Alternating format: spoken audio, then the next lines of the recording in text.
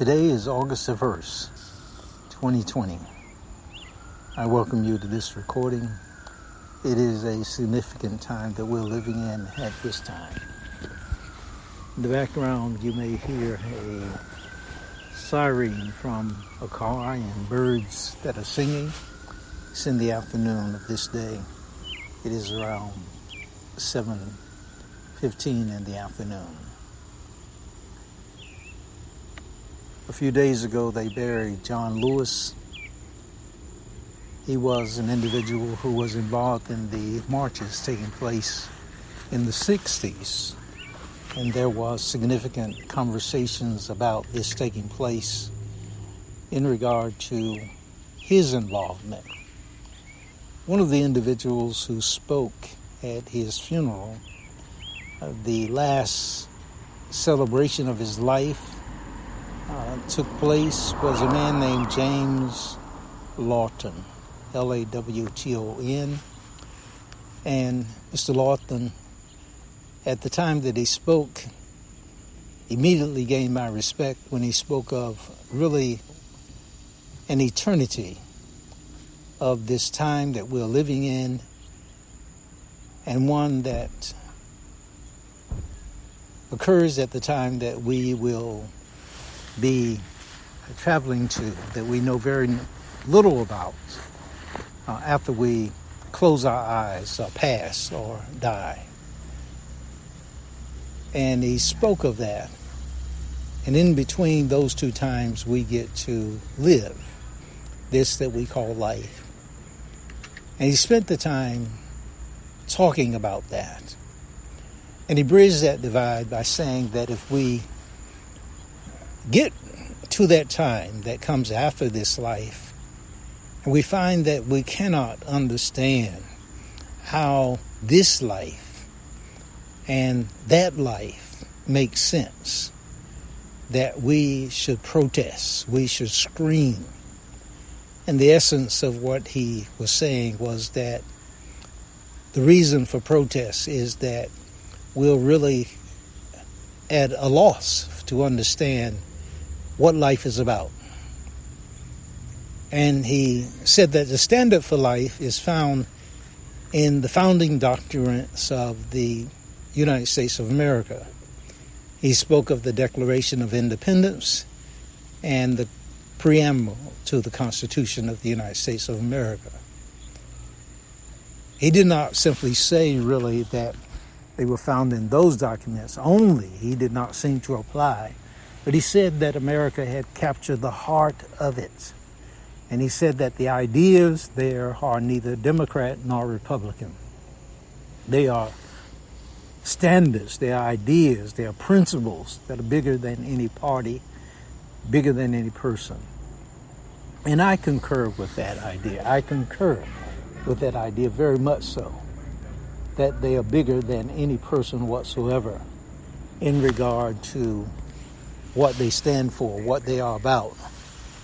And so when it comes to this idea that it is bigger than any individual whatsoever, then what I'm working with is that how does one arrive at the point that they understand that this is bigger than a person?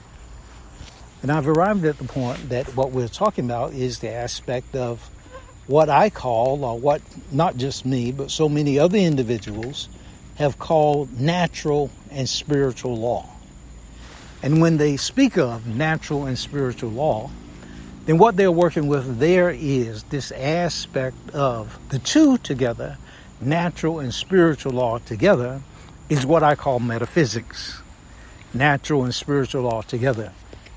In the Bible, these two items, when they are juxtaposed to each other, the biblical statement says, if you have not understood the natural law, then it is impossible for you to understand spiritual law. There are things in the Bible where it says, go to the ant, you sluggard, or you lazy person, and they will teach you. Another place it says that if you have not understood natural things, then it is possible for you to understand spiritual things. And still another, if you have run with the footmen and they have wearied you, then how can you contend with the horses? How can you contend with the horses? And so all of these things are said to say that the natural comes first. To understand, so to speak, the basic mathematical principles are necessary before you can do algebra.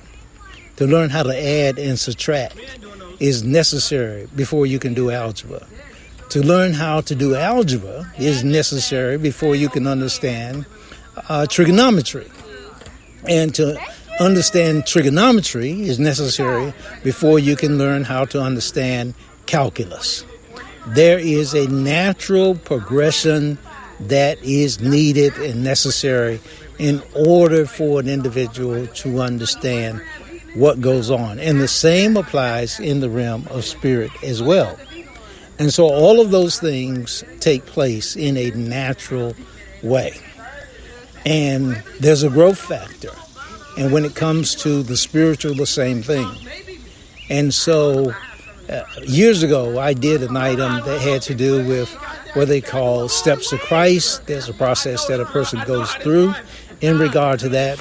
And there's a step-by-step process of growth that is in regard to that. And so the same thing applies in so many other places as it goes as far as life is concerned. And it's vital that a person looks at life and first of all gets an idea about spiritual growth, what actually takes place in regard to spiritual growth. Those things are absolutely necessary. And what does this have to do with John Lewis? Well, Mr. Lawton, when he was there and he was speaking, he actually made a statement about John Lewis being predestined to be in the place that he was in. He made this statement, which was so powerful.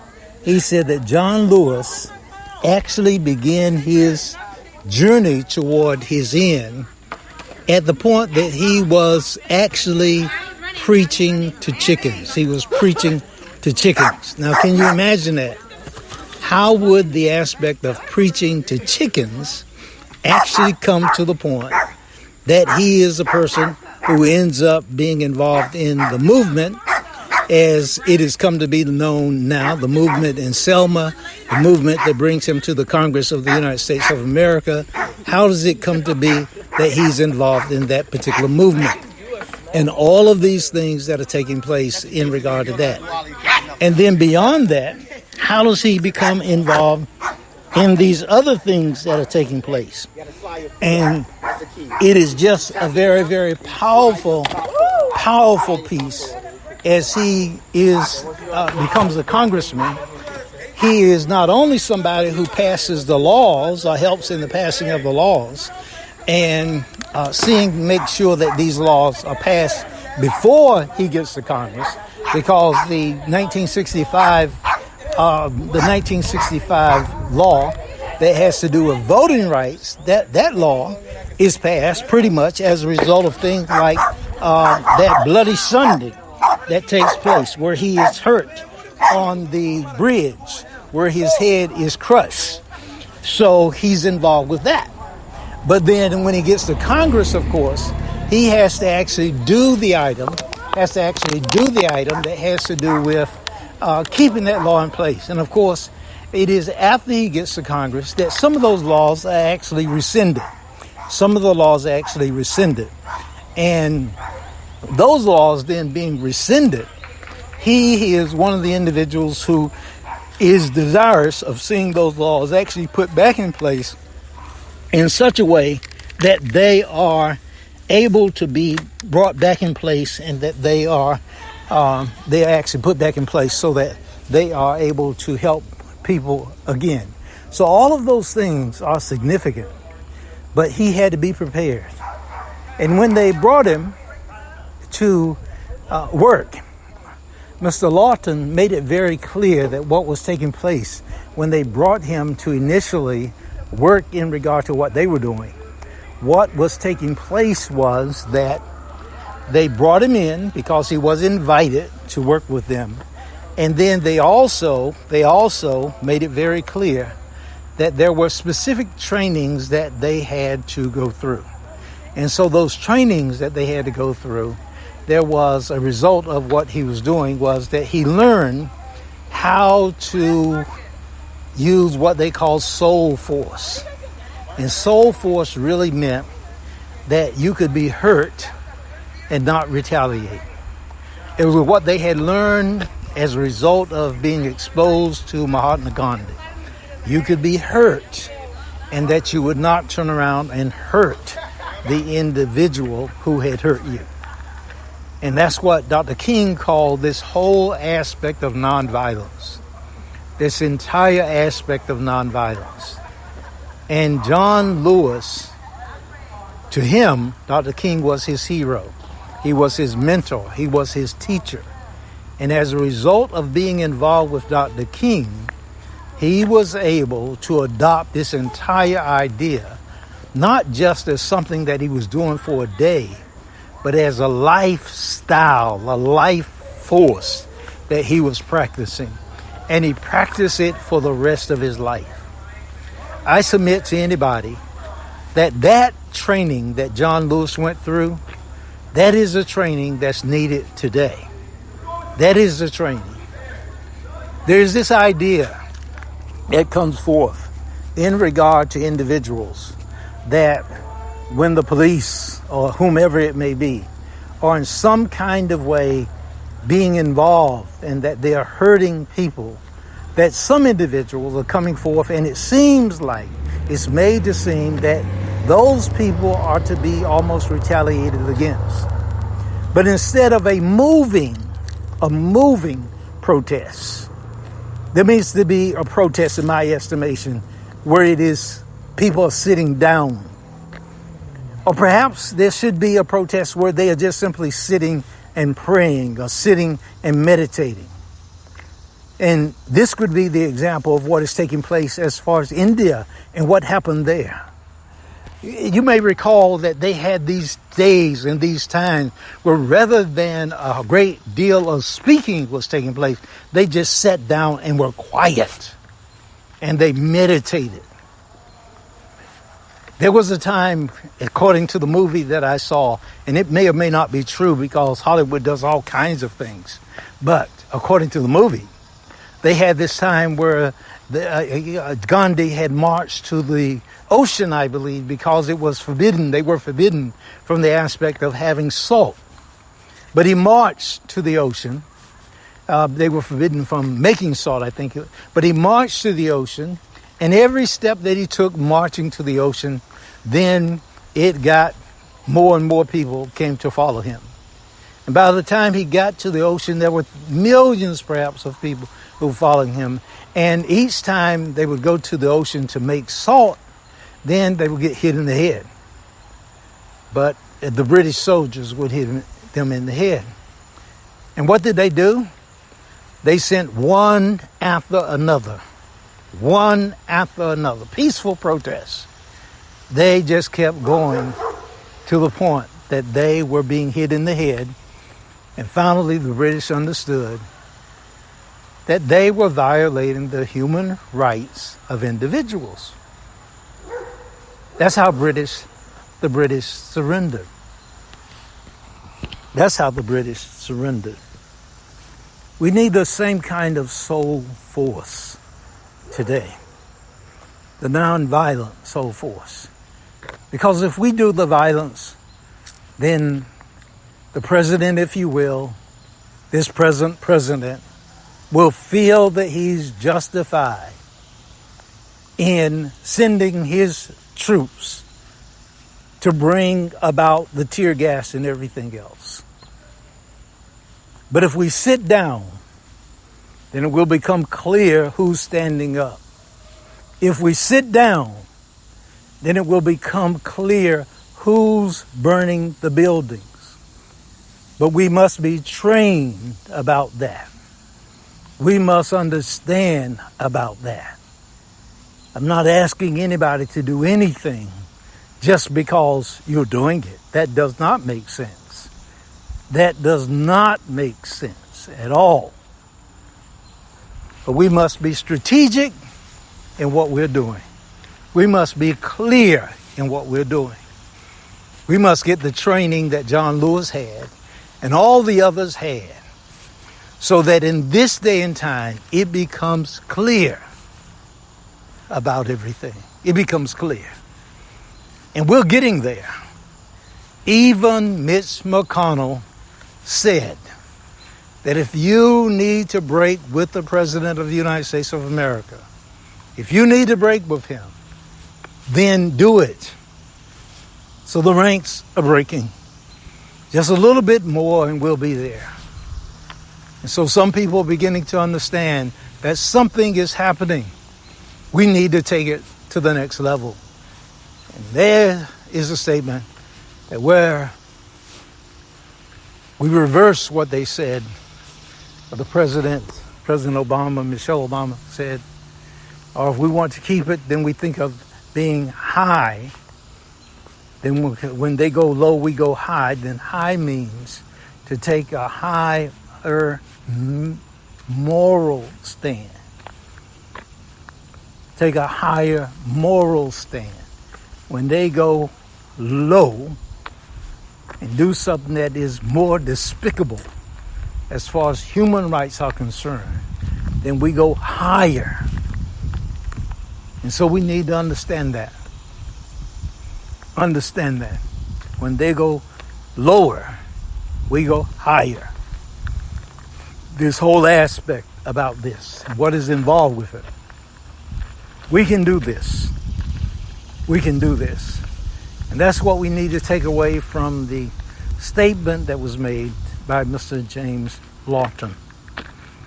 It's a very powerful thing. It will do us good, actually. No matter how many people are showing up with the guns, the show of guns, the military, and all that kind of stuff, and they have to take that particular path, it is not my path. It is not what I believe is able to win. Who's got the most guns? That I do not believe wins. When you have a fight against someone who has more guns than any nation that has ever been on the earth. More guns. We need soul power. We need spirit power. We need prayer power. We need that more than we need anything else. And so give that a little bit of thought. I'll come back in a moment. I want to see if I'm walking around and just having a thought in regard to what's taking place. I've been meditating on this for a few days. It's not my normal item that I am talking about, but I think it is very much in line with the whole aspect of a higher level of spirituality. Because my desires, I'm not really floating off somewhere in the realm of space as far as spirituality is concerned. It is very much tied down to, in a certain kind of way, this realm where we live, called Earth. And the intent is that something good will take place in the earth. Something good. We can all get along. We're here. And really we're one humanity. Every part of our body is vital. Every part. And we don't live in a world of scarcity. We don't live. Nature is abundant. Nature is abundant. There is enough for everybody to have enough. Enough for everybody to have enough and more than enough. Enough for everybody to have enough and more than enough. And so I want to invite all of us, black, white, red, brown, of every language, of every hue, of everything, all of us to consider this. It requires prayer if that's your realm. It requires affirmation if that's your realm. I believe that everything all ends up in one. And that's whether it is humanity, whether it is the idea of spirituality, it all ends up in the one. And anybody that tells you, in my estimation again, that they have the right one, I don't go for that unless they have truly ascended beyond this thing that we call flesh. So here's the song.